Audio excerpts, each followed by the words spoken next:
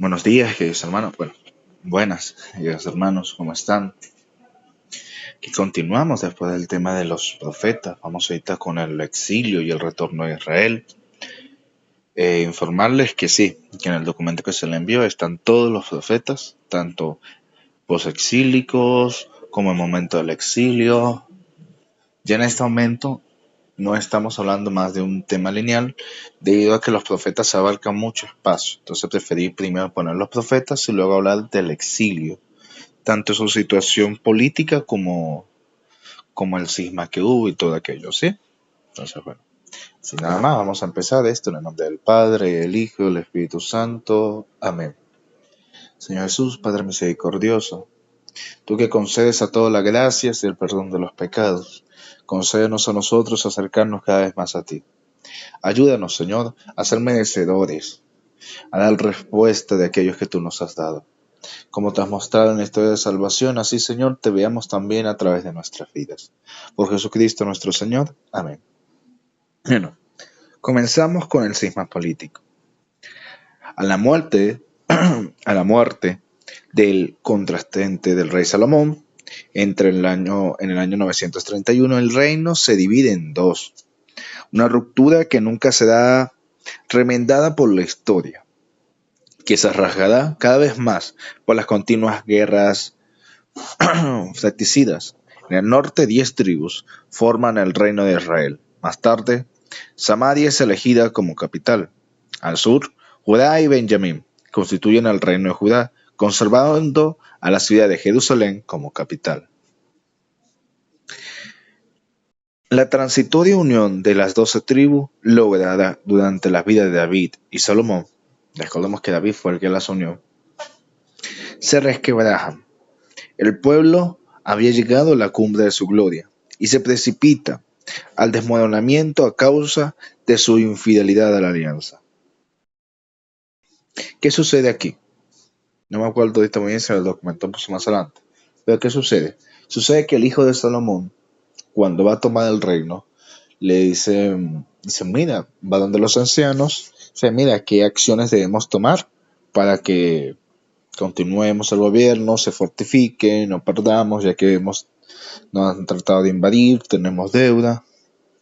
Entonces los ancianos le dicen, mira, primero reduce los impuestos que puso tu padre porque ya han sido muy alto y el pueblo está gritando, está pidiendo ayuda a gritos. O sea, ¿qué pasa? El hijo de Salomón, en vez de escuchar lo que le dice su padre, él decide escuchar a sus amigos y así sube más aún los impuestos. Incluso llega a decir, si el de mi padre es de un yugo de tal, el mío va a ser de un yugo más severo.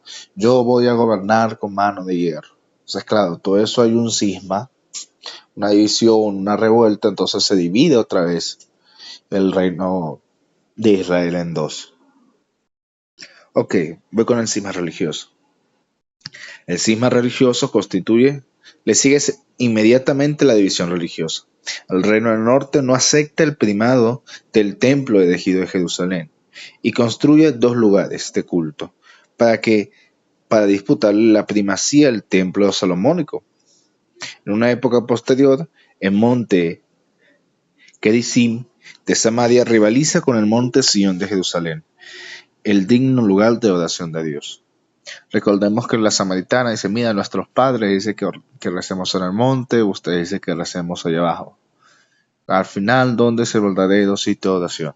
¿Se acuerdan? Bueno, es un poquito referencial a esto. ¿Qué pasa? Obviamente, si yo soy el rey del norte, para explicar un poquito si en el contexto, yo no puedo dejar que mi gente vaya al reino del sur a adorar a Dios. No puedo, porque me va a hacer codependiente todavía del reino del sur. Entonces, ¿qué hago? Voy a crear aquí un sitio para que ellos adoren y solamente puedan adorar a Dios aquí. Entonces, por eso hay una completa separación. El pueblo de Israel perdió la unión con Yahvé. Por ello se desintegró interiormente en el pecado. Estaba implicada su penitencia. De ninguna manera podemos considerar esta división como un castigo de Dios, sino más bien la lógica consecuencia de una ley de la historia. Quien se aparta de Yahvé pierde la unidad interna. Se aleja también de sus hermanos y se desintegre en su persona. No es sino repetición del drama del paraíso. Sin embargo, no todo termina allí. Al cisma político y a la herejía religiosa le sigue algo todavía peor, una infidelidad creciente al único Dios. Reyes impíos se suceden continuamente, arrastrando a los pueblos a una apostasía general.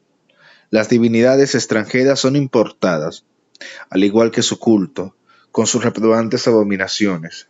El pueblo elegido pierde así su razón de ser.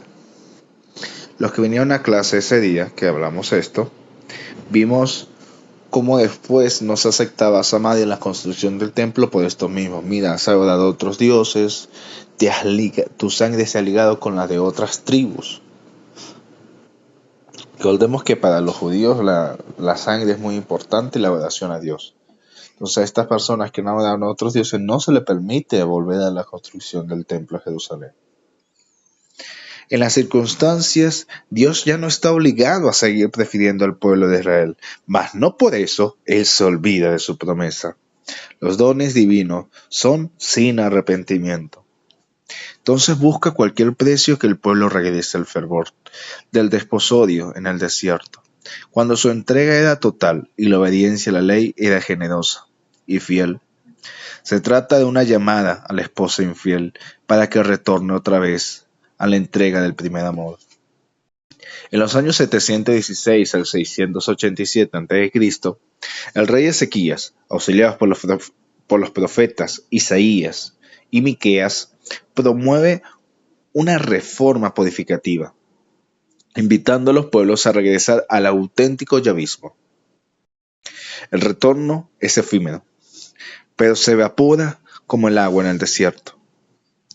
En el año 621, al ser encontrado el libro de la ley en el templo, se presenta al pueblo como la norma que debe ser seguida por todos. Promotores de esta segunda renovación espiritual son el rey Josías y el profeta Jeremías. El resultado es notorio, pero muy fugaz. Él le dejó un capítulo de Oseas, unos versículos del capítulo 11. Seguimos con la deportación. Dios entonces utiliza el dolor y el sufrimiento como medio de educación. Sin embargo, da todavía una última oportunidad al pueblo de Judá, sede de la promesa. Primero deporta a sus hermanos al norte, un toque de atención para que Judá se convierta antes de correr la misma suerte. Aquí resalté esto porque estaba en el documento del cual sacamos todas estas cosas, la mayoría de cosas. Pero quiero recalcar, hermanos, que Dios utilice eso no es que Dios obligó a la deportación o esto aquello, sino que Dios lo utiliza para que vuelvan a Él.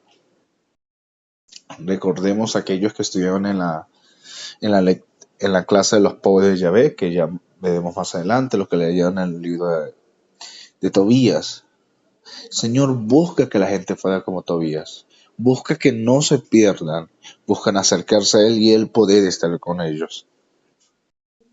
Este es causa y consecuencia de sus propias acciones.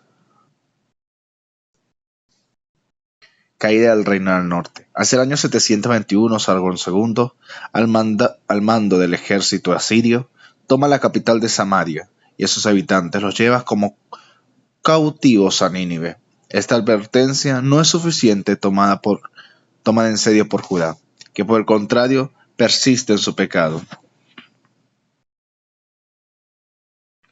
Aquí vemos una imagen de Samaria, que cae Samaria con los deportados de Nínive.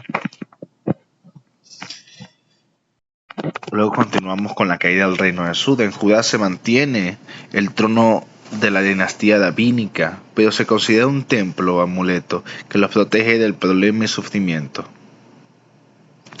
El celo amoroso de Dios ya no soporta la infidelidad de los suyos.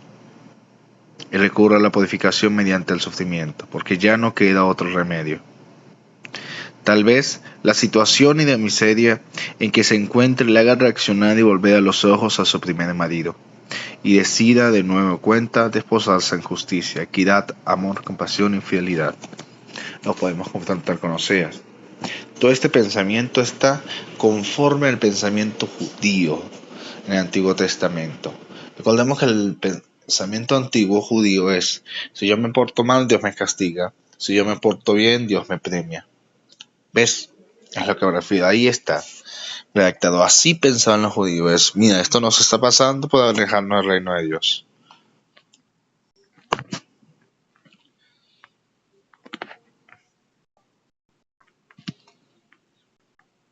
Se trata de un método de educación del pueblo, donde de ninguna manera está ausente el amor divino, ya que en el fondo de esta represión está su misericordia, que corrige a quien ama.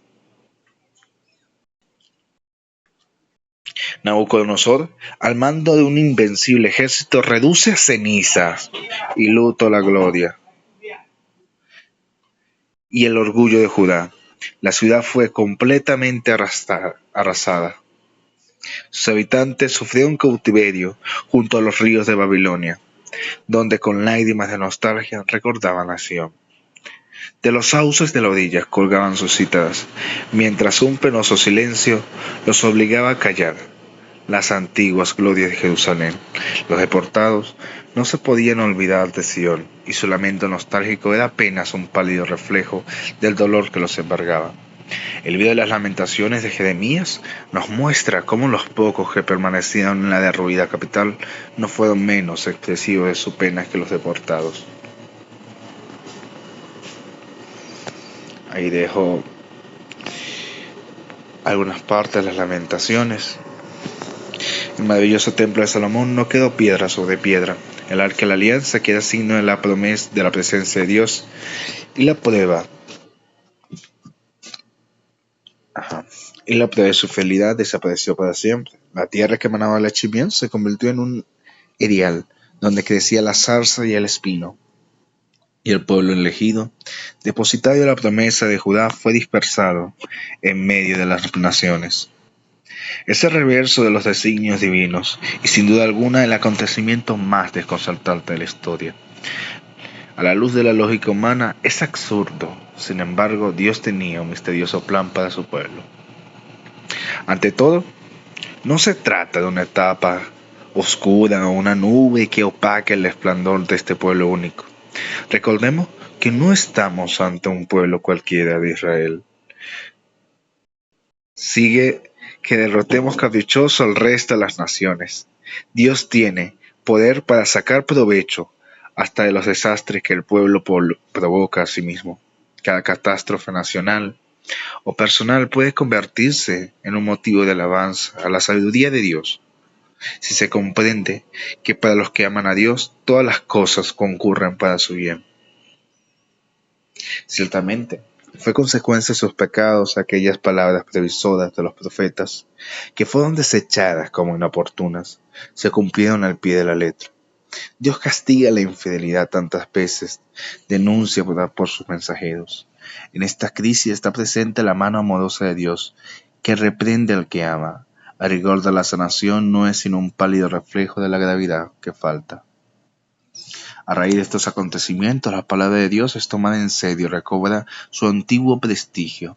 Los profetas son devorados y el pueblo comienza a reconocer con humildad sus pecados y su limitación. Gracias al exilio nacen las sinagogas para escuchar y meditar la palabra de Dios. Aquí dejo algunas reflexiones de todo esto. ¿Qué consecuencias trajo buenas?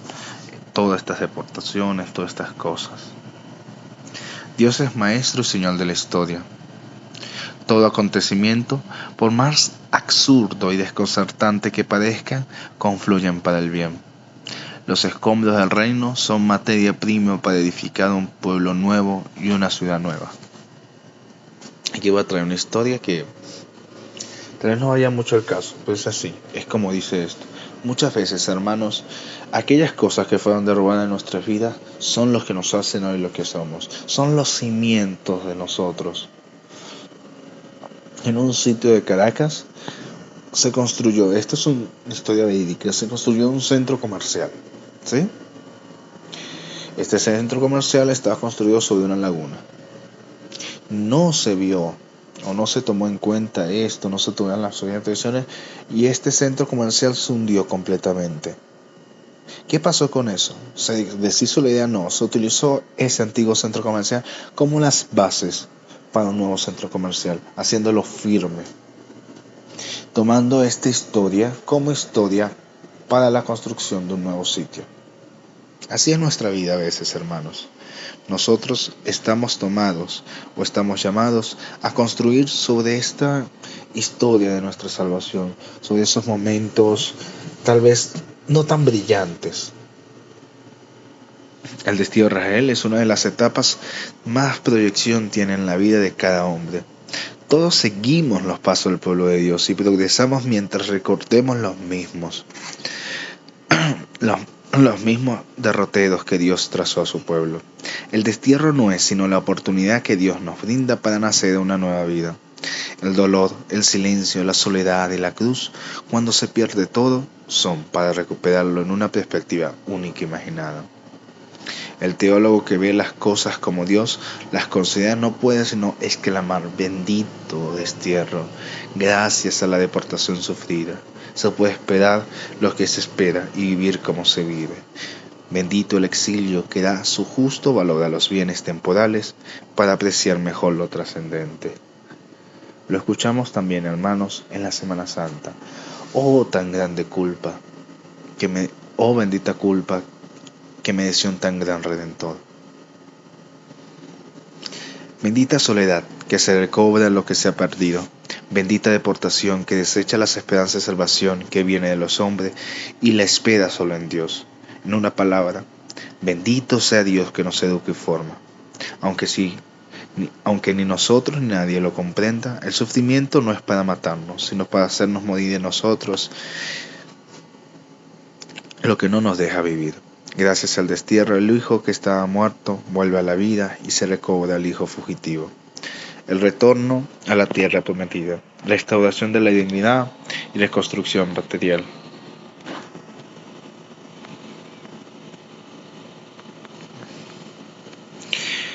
Surge el imperio persa con Ciro el Grande que destruye Babilonia en el 539, que oprime al pueblo de Dios. En el 538 Ciro expide un decreto que permite el retorno a los exiliados y la reconstrucción de Jerusalén. Hermanos, les recomiendo, si quieren ver la reconstrucción del templo de Israel, leer tanto el libro de Esdras como Nehemías.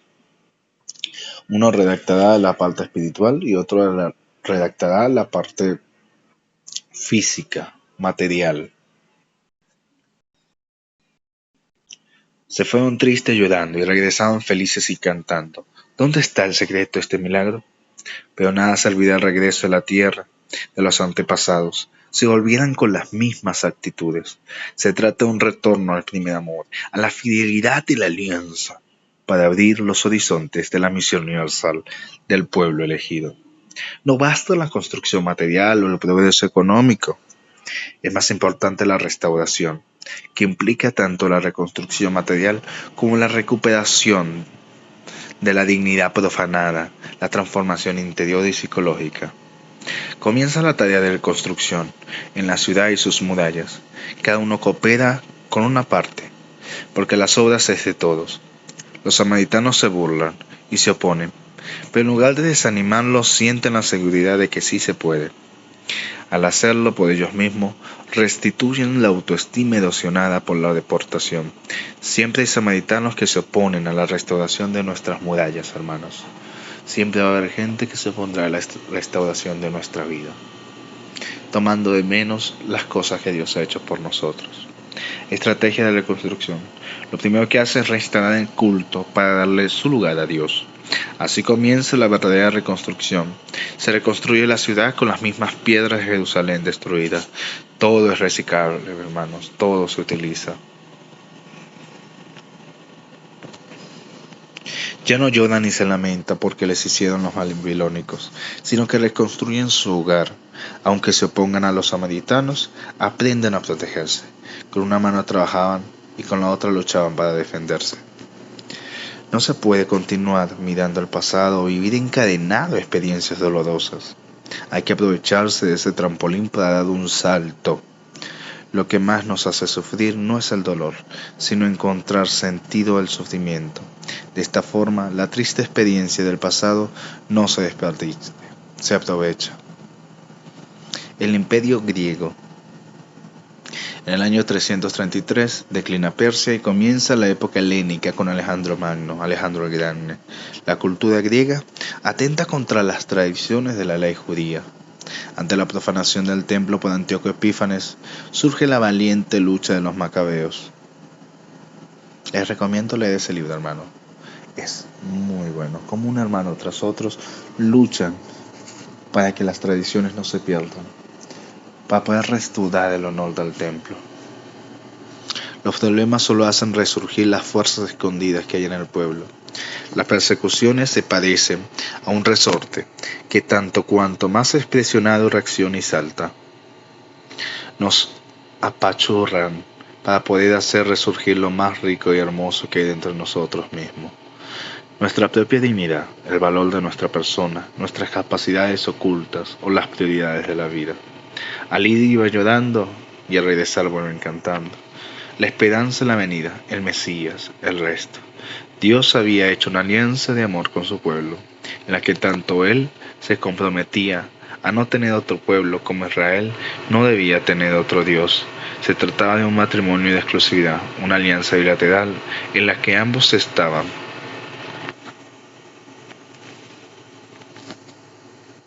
comprometidos. Si alguno no cumplía su parte, el otro ya no quedaba obligado.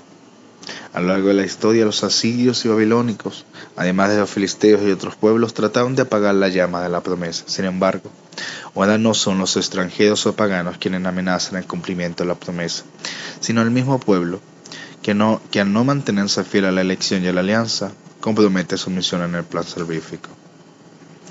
La infidelidad cunde en el pueblo. Los pecados de la idolatría e injusticia populan en Israel, que están llamados a ser santos, como un su Dios es santo. Por lo general, reyes y sacerdotes se apartan del camino del Señor.